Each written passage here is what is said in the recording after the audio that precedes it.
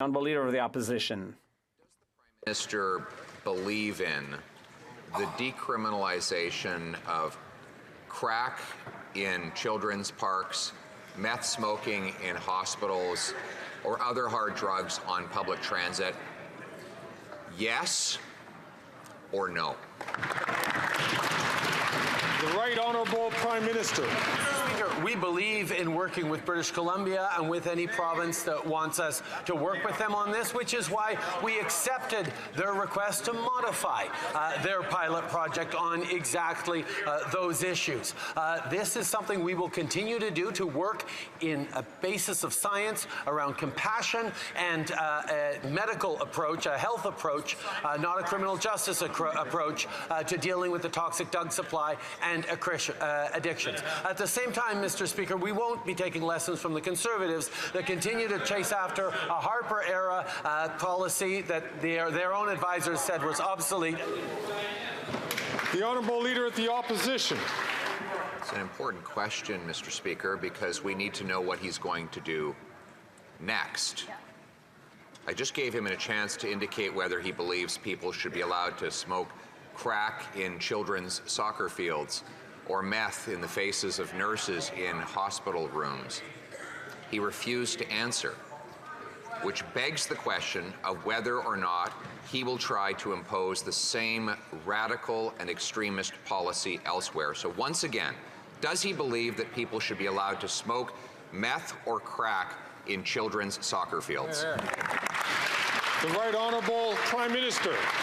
Speaker, obviously no one in this House does. That is why we agreed with the British Columbia government to modify their pilot project to better suit their concerns. At the same time, Mr. Speaker, we've seen the extent to which the Leader of the Opposition will continue to try and use tragedies and ongoing challenges Canadians and vulnerable people are facing to try and score political points. It's the same reason he's said that he will suspend people's fundamental rights and freedoms to score cheap political points. That is not something that Canadians want to see, Mr. Speaker. Hear, hear. Chef de l'Opposition. Mr. Speaker, the Prime Minister legalized the use of hard drugs like meth, crack, and heroin in children's parks and in hospitals, and he won't rule out doing it again. This is not an academic question. The City of Toronto submitted a 153-page application, and I quote, seeking an exemption under Section 56.1 of the Controlled Drugs and Substances Act that would decriminalize personal possession of illicit substances within Toronto's boundaries. The Prime Minister's government has been working secretly with Toronto on that plan ever since. Will he, yes or no, rule out decriminalization in Canada's biggest city? The Right Honourable Prime Minister. Mr. Speaker, once again, we see the Leader of the Opposition trying to score cheap political points on the backs of vulnerable people to promote an ideology that does not work. Mr. Speaker, we will continue to be there with a thoughtful, compassionate-based public health approach on the toxic drug supply, and that means working with jurisdictions. When Vancouver asked us for an exemption, we said no. We would only work with the province, and that's what we did to work with BC. The same thing when it comes to Ontario or Quebec. We will only work with the provinces to ensure any projects they have go. The Honourable Leader of the Opposition. So he refuses to rule out repeating this disastrous experiment that killed 2,500 British Columbians. It's because he strongly supports decriminalization, and if he got a chance, he would do it all over again in Toronto, in Montreal, and anywhere else.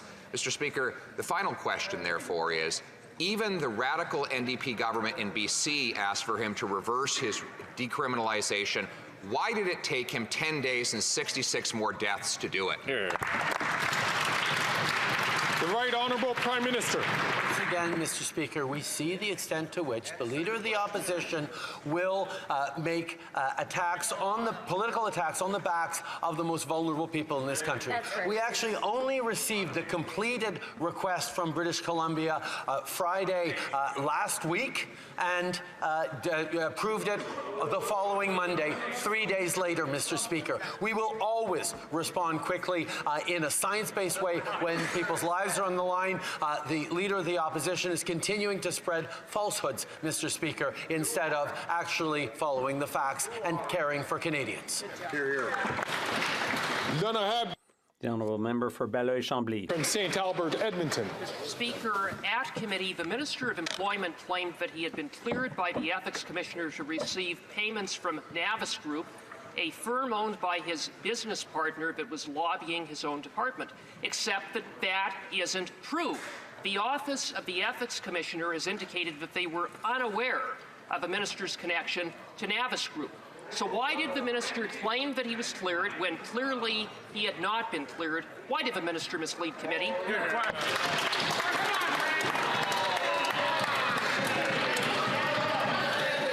The Honourable Government House Leader. Mr. Speaker, the Minister has answered these questions many times, and the Minister, of course, complies with all of the very stringent requirements of the Conflicts and Ethics Commissioner. What that member needs to answer is how will he approach this new a la carte rights campaign by the Leader of the Opposition. Which of the rights in the Charter of Rights, 42 years old, Mr. Speaker, is this member intending to take away? We know the Conservatives have always hated the Charter of Rights. Mr. Speaker, which rights will they be taking away? Excellent. The Honourable Member from St. Albert, Edmonton. Mr. Speaker, the minister actively concealed his connection to Navis Group, hiding behind a numbered company.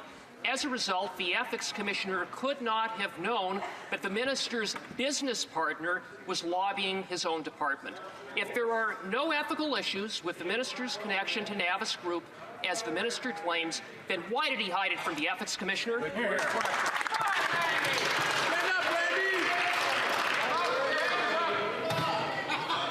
The Honourable Government House Leader. Mr. Speaker, the Conservatives are quite understandably taking this very red herring to try and distract from a very bad couple of weeks. What they have done is refused.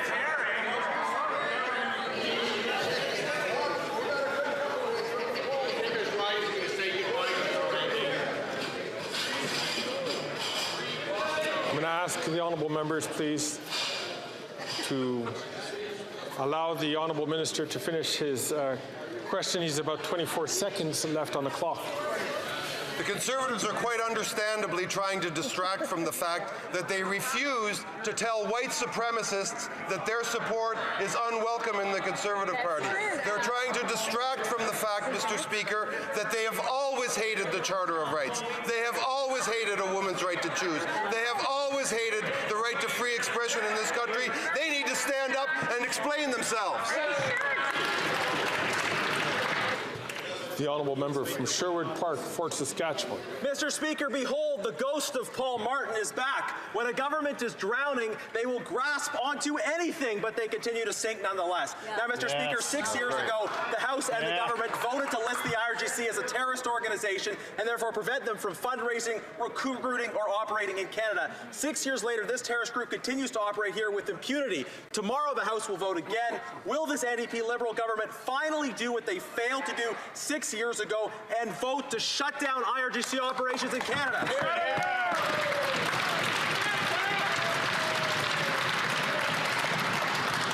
The Honourable Minister for Public Safety. Mr. Speaker, as my colleague knows very well, decisions to list certain entities on the terrorist listing under Canada's Criminal Code are made based on the advice of security and intelligence services. We do acknowledge, and I think all Canadians understand, that the Iranian regime is one of the worst state sponsors of terrorism. We have taken a number of measures to deal with leaders in the Iranian regime, and we're always looking, Mr. Speaker, at what further steps we can take to protect Canadians. The Honourable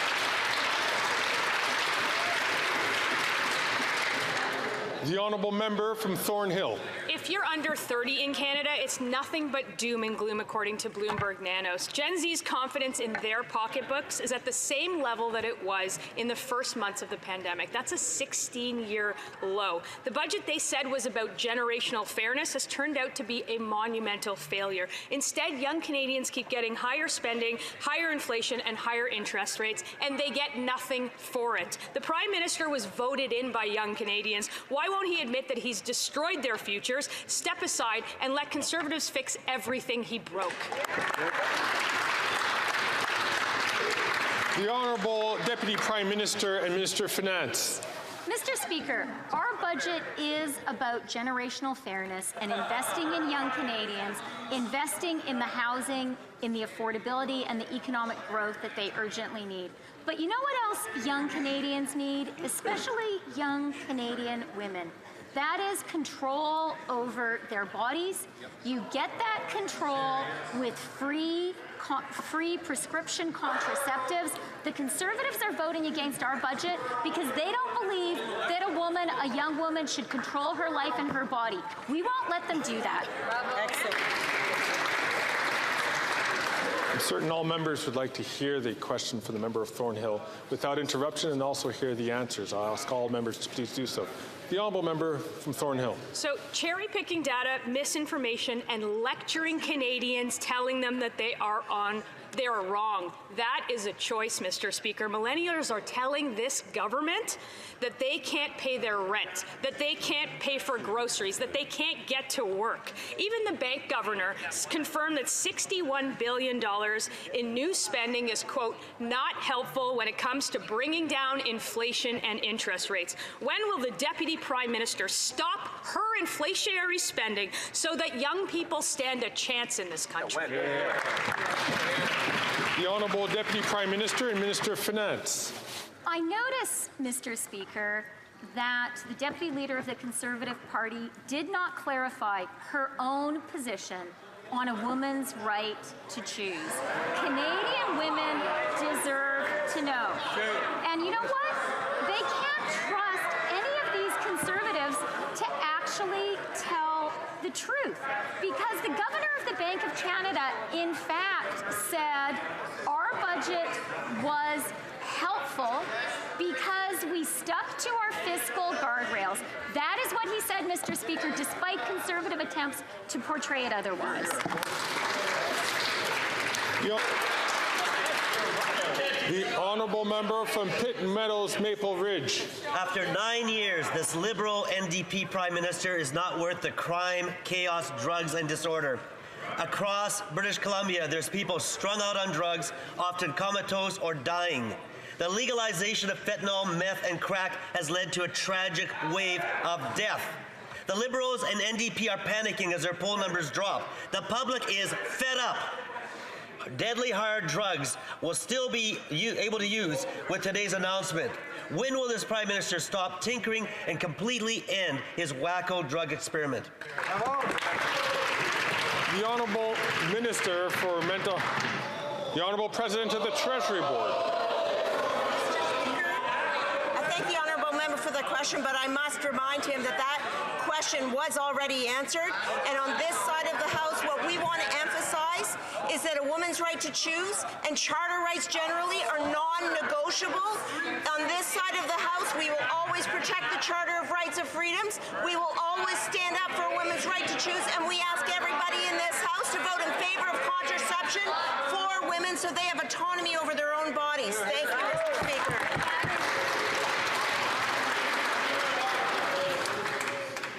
The honourable member from Kelowna Lake Country. Mr. Speaker, after 9 years, this NDP Liberal Prime Minister is not worth the crime, chaos, drugs, and disorder. The Liberal Minister responsible for the legislation of hard drugs like fentanyl, meth, and crack in British Columbia is still clinging to parts of the Liberals' wacko hard drug legislation experiment. Public open drug use is rampant in our streets. People are even afraid to take their dogs out to walk around their own neighbourhoods. On what day will the Prime Minister completely end this failed radical drug policy? The Honourable Minister for Mental Health and Addictions. Mr. Speaker, let me be clear. Today we said yes to BC's request for an amendment to their pilot project. The pilot program that BC asked the federal government to work with them with compassion, conviction, science, and health expertise, Mr. Speaker. BC knows perfectly well, as the advocates and families who are part of this project, that we need to have a public health and public safety approach to this to save lives. The Honourable Member from Kelowna Lake Country. Well, Mr. Speaker, that minister is still supporting hard drug legalization, and here's how it's playing out in our communities. A resident from my community just told me about an incident she witnessed at a local clothing store where a man threatened the two ladies working there, screaming, stomping, and overturning displays. I was on the phone the other day with another resident who works at a street front office, and I could barely hear her due to the screaming just outside her window. And yet this minister clings to parts of her wacko legalization policy of fentanyl, meth, and crack. Again, on what day will the Prime Minister completely end this failed drug policy experiment? Before we continue with the answer from the Government House Leader, I'm going to ask the Honourable Member from New Westminster Burnaby please to not comment while members are asking the question. He doesn't have the floor at this time. The Honourable Government House Leader. Speaker, of course, the Minister and the Prime Minister have dealt with that question, but what is important is to review the past couple of weeks, a very disturbing trend in this country, Mr. Speaker, where the Leader of the Opposition has refused to disavow, to say it's unwelcome to have the support of white supremacists. Then he goes and winks and says, I will make the laws and I will decide what rights exist in this country. What rights is he going to take away? What rights does he intend to take away? Is it women's reproductive rights? Is it the right to freedom of expression? Stand up and tell us what rights you take away. The opposition. Le Conseil municipal. The Mayor and City Council of Montreal have requested legalization of hard drugs in their communities. Will the Prime Minister openly acknowledge the deadly mistake that legalizing hard drugs was in BC, or is he going to try to repeat this problem in Montreal? The Honourable Prime Minister. Mr. Speaker, BC requested a pilot project and we worked with them. We agreed to amend the deal with them to better meet their needs. And we will always be there to work respectfully and with respect for science with our partners. But we weren't going to go ahead with any project without the support of the provinces involved. And the Leader of the Opposition knows that full well. But he keeps on his ideological path like Stephen Harper.